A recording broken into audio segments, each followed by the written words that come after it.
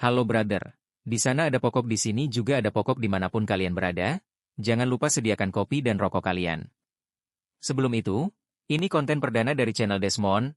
Kali ini kita menceritakan sebuah film baru di 2025 dari Amerika, yaitu Locket, yang dibintangi oleh Bill Skarsgård sebagai Eddie Barris, yang menceritakan tentang seorang pria yang terjebak di dalam sebuah mobil khusus lapis baja, milik seorang pria misterius yang kaya raya tapi sekarat. Seberapa mencekamkan ceritanya atau? Hups, sebelum kita mulai. Langsung aja kita pakai TWS atau headset, ambil kopi dan cemilan kalian, mari kita berdansa. Selamat menonton kaum-kaum rebahan.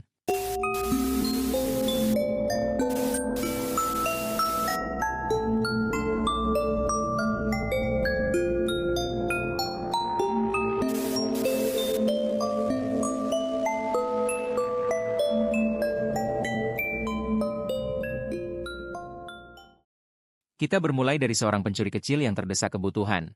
Dia adalah Eddie, seorang duda anak satu, yang sedang menebus mobilnya di sebuah bengkel. Namun karena uangnya tidak cukup, Eddie pun belum bisa mendapatkan kembali mobilnya. Tak lama kemudian Eddie mendapatkan panggilan telepon dari istrinya, yang sebenarnya sudah pisah ranjang selama 2 tahun. Istrinya meminta Eddie untuk menjemput putri mereka atau Sarah di sekolah. Karena sudah 1 minggu lamanya, Eddie terus ingkar janji yang membuat putri mereka harus pulang sendirian dengan skuternya. Saat akan pergi itulah Eddie tidak sengaja melihat dompet yang tergeletak milik salah satu pegawai di bengkel tersebut. Karena Eddie sudah lama hidup di jalanan, Eddie pun dengan liciknya memancing sedikit keributan, demi untuk bisa mendapatkan dompet tersebut. Hasil dari dompet curiannya barusan tak banyak ia dapatkan. Dan Eddie langsung pergi ke minimarket, untuk membeli minuman sekaligus membeli 3 lembar lotre. Keberuntungan yang tidak disangka-sangka. Karena demi mobilnya yang sangat penting, dan memang menjadi salah satu kendaraan yang ia miliki, untuk menjemput putrinya di sekolah. Eddie pun terus berkeliaran berjalan untuk mencari celah kesempatan, untuk bisa mendapatkan uang dengan cara kotor. Yaitu dengan cara mencuri, karena satu-satunya cara paling cepat yang bisa ia lakukan sekarang. Sehingga Eddie mulai mendatangi satu persatu mobil yang di parkiran, berharap salah satu mobil ada yang lupa mengunci kendaraannya. Tak lama kemudian, Sarah putrinya pun menelepon untuk memberitahu bahwa ia sudah sampai di rumah. Meskipun kedua orang tuanya sudah berpisah, dan Eddie sering sekali ingkar janji kepada Sarah. Tetapi Sarah tetap menyayangi ayahnya, dan mengatakan dengan penuh ketulusan. Dan saat itulah Eddie tidak sengaja melihat mobil mewah yang terparkir sendirian, di mana Eddie mulai melihat dan mengamati bahwa mobil tersebut punya merek langka dengan nama Dolus. Dan ternyata mobil semewah itu lupa dikunci sama tuannya, yang membuat Eddie bisa leluasa masuk ke dalam mobil tersebut. Eddie pun langsung mencari barang-barang berharga yang bisa dijual. Namun Eddie hanya menemukan sebuah kacamata hitam yang bisa dijual mahal atau tidak. Dan apa yang akan terjadi sama Eddie selanjutnya? Tak lama kemudian ketika Eddie mau keluar, tiba-tiba pintu mobil terkunci sendiri dan Eddie langsung kepanikan. Ia menendang-nendang kaca mobil, tetapi hasilnya nihil. Kemudian muncullah panggilan telepon dari mobil tersebut dari seseorang misterius yang mungkin adalah pemilik mobil ini. Yang ia tidak sadari adalah setiap sudut mobil tersebut ada sebuah kamera CCTV tersembunyi yang langsung terhubung dengan orang misterius tersebut. Eddie hanya ingin pergi dengan cepat untuk mencari jalan keluar sampai akhirnya. Karena kaca mobilnya sulit dipecahkan, Eddie pun membongkar pintu untuk mencari celah di dalamnya.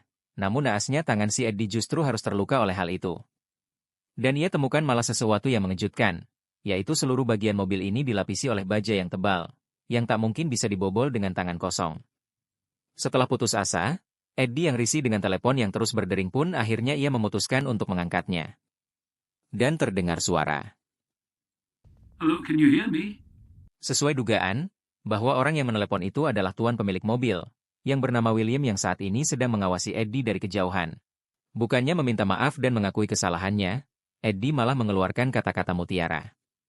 Dan tidak menyangka bahwa mobil ini dilengkapi sistem kejutan listrik di kursi mobilnya, yang cukup menyengat sehingga Eddie yang tersengat dan semakin amarahnya tak terkendali.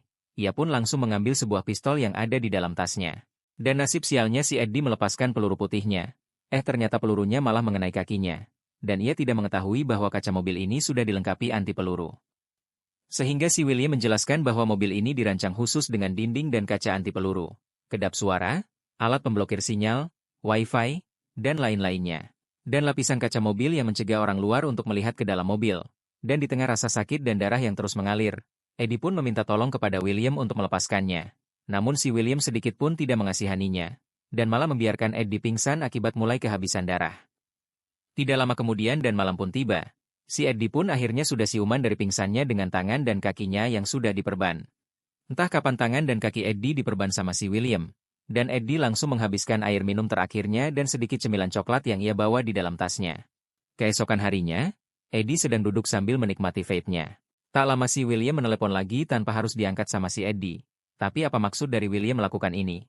Sepertinya ia sedang kesepian hanya butuh teman ngobrol, untuk menceritakan kehidupan dirinya dan putri kesayangannya. Saat si William bercerita, si Eddie malah mengeluarkan kata-kata mutiara lagi. Entah kenapa si Eddie, apa karena lapar dan butuh minuman, sehingga membuat William menyentrumnya lagi. Karena Eddie bingal dan terus berkata-kata kasar, William langsung menyetel musik klasik dengan keras dan menyalakan AC sampai level terakhir. Berjam-jam dalam kedinginan dan musik yang terus diputar berulang-ulang, Eddie pun mulai menggila dan mencoba melindungi tubuhnya dengan apa yang ada dan berlanjut sampai malam tiba. Eddie akhirnya menyerah dan meminta maaf atas kata-kata mutiaranya. Ia berjanji tidak melakukan hal serupa, sehingga William langsung mematikan pendingin saat itu juga. Keesokan harinya Eddie terlihat sedang buang air kecil yang ditampung di dalam botol plastik. Malam pun tiba. Hujan pun turun deras, si William diam-diam menyalakan pemanas ruangan yang membuat suhu di dalam mobil menjadi sangat panas. Sehingga Eddie benar-benar tersiksa dengan kehausan, ia langsung menjilati kaca yang terkena tetesan air hujan tapi sayangnya tak merasakan air setetes pun. Dan si Eddie tak pikir panjang langsung mengambil air seninya sendiri tapi untungnya tidak diminumnya karena beraroma mesing dan masih waras. Memanfaatkan keadaan Eddie sekarang, William pun meminta nomor jaminan sosial Eddie, dengan alasan ingin memeriksa apakah Eddie memiliki catatan kriminal atau tidak, karena jika tidak terbukti, maka Eddie punya peluang untuk dibiarkan bebas keluar dari mimpi buruknya ini. Dengan iming-imingan William, si Eddie pun akhirnya mau memberikan nomor jaminan sosialnya, di mana William langsung memberitahu, di mana botol air minum tersebut dan suhu kembali normal. Tidak lama dari itu Eddie sedang rebahan dan teringat dengan 3 lembaran lotre, yang ia sempat beli dengan uang curiannya itu. Ia langsung tertawa bahagia saat mengetahui, jika ia mendapatkan jackpot sebesar $500, yang cukup menebus mobilnya yang ia gadaikan. Kebahagiaan Eddie tidak berlangsung lama, setelah William menelpon untuk memberitahu Eddie, dan Eddie terbukti sempat terlibat beberapa kejahatan kecil, seperti pencurian dan pembobolan properti. Sehingga lotre yang ada di tangannya saat ini sama sekali tidak berguna, karena Eddie tidak akan pernah dibiarkan bebas keluar dari mobil tersebut. Demi Sarah putri kesayangannya, Eddie pun mau tidak mau harus menurunkan egonya, dengan melakukan permohonan kepada William, agar dapat simpati dan mau membebaskannya, di mana si William dengan tegas tetap tidak akan membebaskannya. Tapi sebagai apresiasi atas usahanya, yang mau berkata-kata lembut dan sopan, si William memberikan kue kecil kepada Eddie, yang selama ini tersimpan di dashboard depan. Disitulah Eddie tidak sengaja melihat semacam papan sirkuit, yang terdapat tombol-tombol untuk mematikan seluruh sistem mobil ini. Dan si Eddie dengan sabar mencari momen, untuk melakukannya dari pengawasan William. Dan setelah memastikan si William tidak mengawasi Nyua, Eddie pun melakukan aksinya dengan memotret papan tombol itu dengan kamera ponselnya. Sesuai dugaan Eddie, bahwa tombol-tombol itu bisa mematikan seluruh sistem dan mesin yang ada di mobil ini. Sehingga si Eddie dengan berhati-hati menekan tombol tersebut, tetapi aksinya diketahui sama William, dan meminta Eddie untuk tetap jaga tangan, agar selalu terlihat di kamera sepanjang malam sampai tiba pagi hari. Eddie melakukan aksinya lagi menggunakan jari-jari kakinya, untuk mematikan tombol tersebut tapi sayangnya kuku kakinya terluka. Keesokan harinya, Eddie pun membuahkan hasil dari kerja kerasnya. Di tengah rasa ngantuk dan haus yang tak tertahankan, Eddie pun nekat meminum air jiwanya. Singkat cerita, malam pun tiba, Eddie melakukan aksinya dan tidak sengaja bisa menyalakan mobil tersebut, dan sempat berhasil mengendarainya, tapi sayang sekali si William bukanlah orang yang bodoh, yang tidak memikirkan hal semacam ini. Si William mengaktifkan fitur autopilot dari jarak jauh. William pun mengendarai mobilnya, entah kemana membawa Eddie sampai si Eddie tidak berdaya dibuatnya. Dalam sepanjang perjalanan mengelilingi jalanan pinggiran kota, William menunjukkan kepada Eddie terdapat banyak sekali gelandangan, pengangguran, pecandu, tunawisma, dan pengemis yang dianggap sebagai hama. Setelah diajak ngebut yang membuat jantung Eddie hampir copot, William pun membawa Eddie ke gang kecil tepat saat ada 2 orang preman sedang membuli seseorang. Dan William berniat membunuh kedua preman tersebut dengan mobilnya. Dan inilah terjadi. Meski si Eddie orang jalanan yang terbiasa melakukan kejahatan.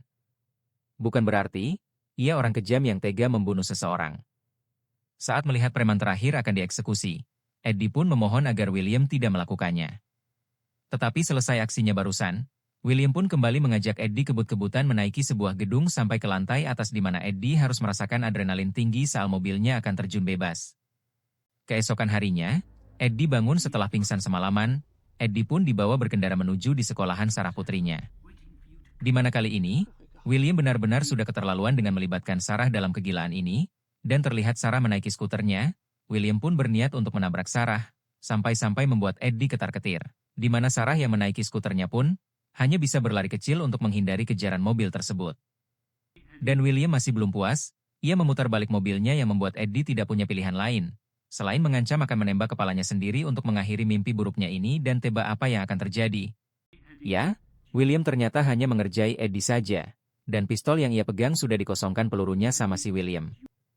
Setelah selesai di prank gila William, Eddie pun dibawa berkendara mengelilingi kota sembari terus menceritakan tentang kehidupan pribadi William. Muak dengan semua ini, si Eddie mencabuti satu persatu kamera pengawas, sembari menahan rasa sakit dari setrum listrik yang terus menyengat tubuhnya. Meski William sudah tidak bisa mengawasi Eddie, namun mobil tersebut masih bisa dikendalikan dari jarak jauh. Eddie dibawa menuju ke tempat sepi yang di situ sudah ada seseorang yang menunggunya yaitu. Ya, inilah sosok seorang William yang mengurung Eddie berhari-hari di dalam mobil monsternya. Eddie sempat memberontak tapi keburu di sentrum listrik. Eddie pun benar-benar tidak berdaya, apalagi ketika William menyuruh Eddie untuk mengikat tangannya ke bawah jok mobil, agar ia tidak bisa bergerak dengan leluasa. Setelah kedua tangan Eddie terikat, William pun masuk ke dalam mobilnya, hingga kita bisa melihat dengan jelas seperti apa sosok seorang William ini. Ya rupanya ternyata seorang kakek tua yang mungkin kesepian setelah ditinggal putri kesayangannya. William pun mengambil pistol milik Eddie, dan mengisinya dengan peluru untuk berjaga-jaga jika Eddie memberontak lagi. Kemudian William membawa Eddie ke suatu tempat, tapi Eddie diam-diam mengamati sekitar dan melihat sebuah palu yang ada di belakang. Tak hanya itu saja, Eddie juga menyadari adanya gelang perempuan yang sedang William pakai. Sehingga Eddie punya rencana brilian untuk bisa lolos dari mimpi buruk ini. Saat William menceritakan tentang kehidupan pribadinya yang memiliki seorang anak perempuan, Eddie akhirnya sadar jika William adalah sosok ayah yang sudah kehilangan putri kesayangannya. Dan kemungkinan apa yang dilakukannya saat ini adalah sebagai bentuk balas dendam atas keamtian putrinya. Sehingga Eddie sengaja memancing amarah William dengan cara membicarakan soal putrinya. Dan ya, dalam kondisi hidung berdarah akibat rem mendadak, Eddie masih mampu untuk berkonsentrasi dengan diam-diam menggunakan kakinya untuk menekan tombol pengendali sistem. Dan sedikit mengulur waktu, Eddie pun berhasil memancing William untuk menceritakan tentang kronologi kematian putrinya. Ternyata dulu William pernah memiliki anak perempuan yang sudah remaja, sampai suatu malam ada beberapa penjahat yang masuk ke dalam rumahnya. Dan William menyaksikan dengan mata kepalanya sendiri, melihat putrinya mati ditembak oleh salah satu penjahat, sehingga saat itu William memiliki dendam kebencian terhadap orang-orang miskin. Dan penjahat seperti Eddie ini dianggap bagaikan virus yang harus untuk dilenyapkan. Ketika tombol sistemnya tinggal sedikit lagi dimatikan, Eddie pun dengan sengaja mengatakan bahwa William hanyalah manusia lemah yang mengatasnamakan putrinya, untuk membunuhi orang-orang bagaikan seperti pahlawan yang memburu para penjahat. Dan faktanya William hanyalah pria tua kesepian yang tidak mampu menerima kenyataan hidup, sehingga William murka dengan cepat mengambil pistol. Dan apa yang akan terjadi? Ya, mobil pun terjun bebas ke jurang dengan satu peluru yang justru malah mengenai si William sendiri. Tak lama kemudian, Eddie terbangun sebelum William siuman. Eddie dengan cepat melepaskan ikatan tangannya dan langsung memukuli wajah William sampai babak belur. Dan suara telepon berdering, Sarah menelpon Eddie untuk menjemputnya pulang sekolah hari ini. Eddie menyadari mobilnya akan meledak. Eddie dengan cepat mengambil palu dan mencoba memecahkan kaca belakang, yang sebelumnya retak akibat tembakan peluru hingga ia berhasil selamat dari ledakan tersebut. Dan Eddie selamat dari ledakan. Sambil menunggu kendaraan lewat, ia melihat lotre yang masih terselamatkan. Eddie pun nebeng salah satu pengendara yang lewat, dan langsung pergi ke bengkel untuk menebus mobilnya yang digadaikannya. Karena si pemilik bengkel terlalu lambat dalam melayani pelanggannya, Eddie yang sudah tidak sabar untuk menjemput putrinya hari ini. Akhirnya ia lebih memilih untuk membeli sebuah sepeda anak-anak, sampai akhirnya ia berhasil datang tepat waktu menjemput Sarah putrinya di sekolah. Dan cerita pun berakhir, tamat. Pesan moral yang bisa kita ambil adalah pentingnya mempertimbangkan konsekuensi tindakan, berhati-hati dalam mengambil keputusan, dan menghindari ketergantungan narkoba yang dapat merusak hidup. Sekian terima kasih, jangan lupa like, dan subscribe channel ini. Sampai jumpa di video selanjutnya.